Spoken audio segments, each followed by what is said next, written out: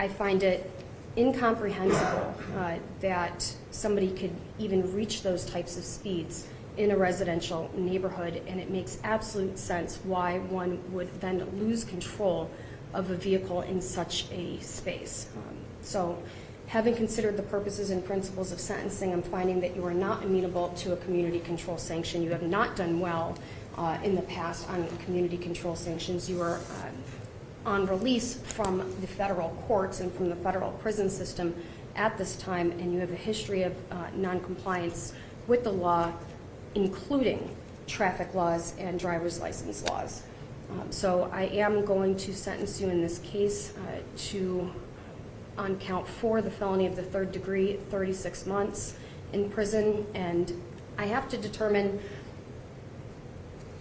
a sentence on count 1, which is involuntary manslaughter. And what we do when we look at involuntary manslaughter, we look at, in all cases, the nature of the offense, the purposes and principles of sentencing, recidivism rate. We look at all of the factors, and I have to determine, is this the most serious form of the offense, or what is the manner of this offense? And count 2 merges into, but the manner of this was one of the most, if not the most reckless operation of a vehicle, complete disregard for any human life. We're talking about a residential neighborhood in the middle of the day when there could be children outside playing, crossing the street.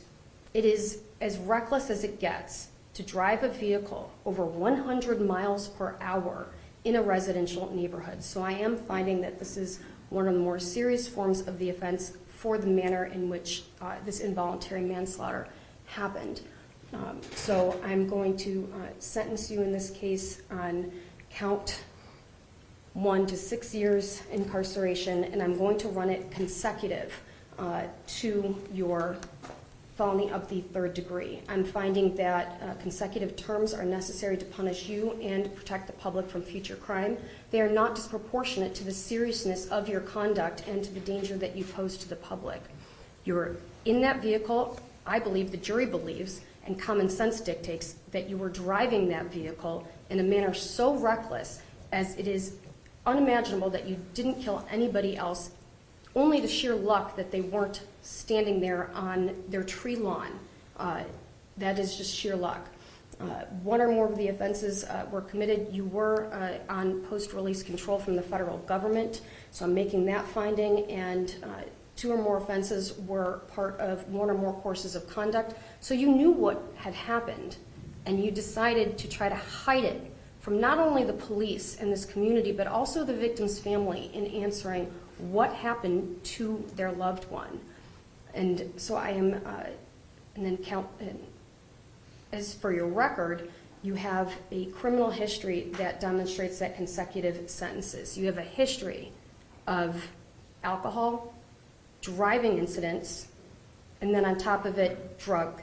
You have been trafficking drugs, having possession of drugs to the point where there's multiple convictions for this, and every single time you've been given an opportunity on probation, or most of the times, if not all, you have not demonstrated your ability to be rehabilitated in the community. So I am making those findings. I'm going to explain the indefinite sentencing here. So the Ohio Department of Corrections, you are eligible for anywhere between 5 to 15% relief from your minimum sentence. If you are not recommended for early release, there's a presumption that you'll be released after serving your minimum term. However, if you are not recommended for or denied early release, there is then again there's a presumption that you'll be released at the end of your minimum term. The Ohio Department of Corrections will hold a hearing. There's no involvement in the court and whether or not you were released through your maximum term. If you are released through your minimum term, there is a post-release control obligation here. It's a mandatory minimum of 2 years up to a maximum of 5 years in which the parole board will monitor you, and I'll explain the penalties if you violate in this instance. There may be more than one hearing in regards to whether or not you'll be maintained in prison through your maximum term. You can be denied early release or release after your minimum term or release through your maximum term if any of the following apply. You are classified at a security level 3 or higher. You are placed in extended restrictive housing at any time during the year preceding the hearing. You violated institutional rules that compromise prison security or the safety of staff or inmates, or that involved physical harm or threat of physical harm to staff or inmates, or committed a violation of law that was not prosecuted, and that those infractions or violations demonstrate a lack of rehabilitation. Your behavior while incarcerated demonstrates a continued threat to society. You did not productively participate in a majority of the rehabilitative programs and activities recommended by the DRC, or did not successfully complete a reasonable number of the programs in which you participated. Or upon release, you will not be residing in a halfway house, reentry center, or licensed community residential center, and do not have any other fixed address at which to reside, essentially being homeless. So I'll calculate your jail time credit. You have, your sentence is 9 to 12 years in prison. And again, upon your release, you will be monitored at least for 2 years, up to a maximum of 5 years. If you violate any of the terms and conditions of post-release control, you can be sent back to prison for up to 1/2 of any sentence that I give you, or up to 9 months for any single violation. You do still have your federal case. I cannot control what the federal judge will do in regards to your violations there, but this is the sentence of the court. I've discussed with the attorneys prior to going into the record regarding the request for restitution.